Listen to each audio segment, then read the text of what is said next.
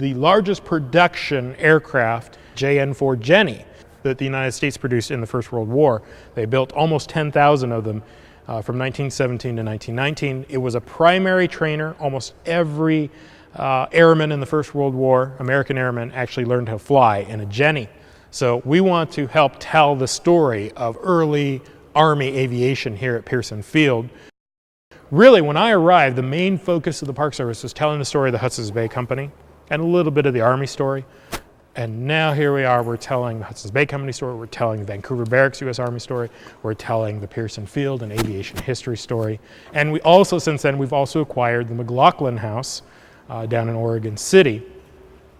So we're also managing that property and telling the public about it as well. So if not, really, it just feels like every year we just get busier. That is a big change. Well, the interior will be completely different. We're basically gutting most of the interior and starting over. So this is a historic hangar. It's a 1921 constructed hangar. It's actually been on this location since 1925. The Army actually moved it. It was constructed after the spruce production division was ramping down, using some of the wood that was left over after the war. So the way we're using this hangar is as an event space.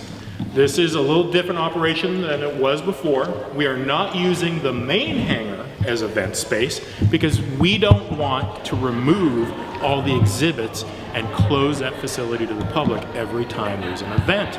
And people are very responsive. They love the historic ambiance of this structure. There's excellent light through the windows. And we've actually been having wedding receptions here, memorial services. This past Sunday, the New Hope Church actually had an end of summer event here. So a variety of events. We are talking about maybe even doing hangar dances in here, perhaps some smaller concerts. So the ceiling, it's an incredible structure. It actually reveals the framework. It is whitewashed instead of white painted. It's actually a very thin type of paint, and it really retains that historic ambiance. So we're very excited the way it's turning out. And again, we're kind of experimenting with things as to what's working, what's not. So through the summer, almost every weekend, there's been an event in this space. It's been very busy, and it's really revitalized the use of the facility. And we're hearing very positively from the people who have been using the space, how much they're liking it, and really this ambiance, being in a big historic structure.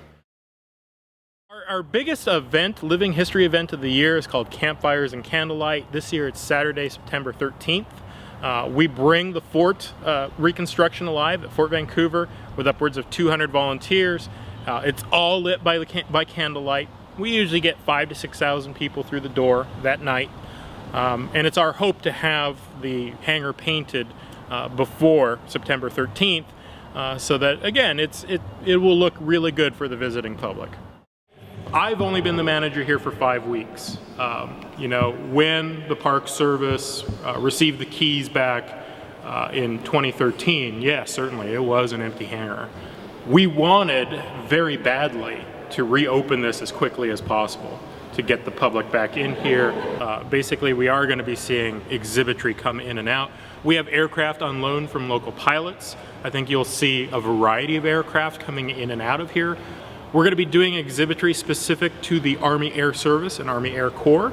The Park Service is actually about to fund a historic resource study on Pearson Field, and we hope to spend some time sending a researcher to the National Archives to really look in depth at the 321st Observation Squadron.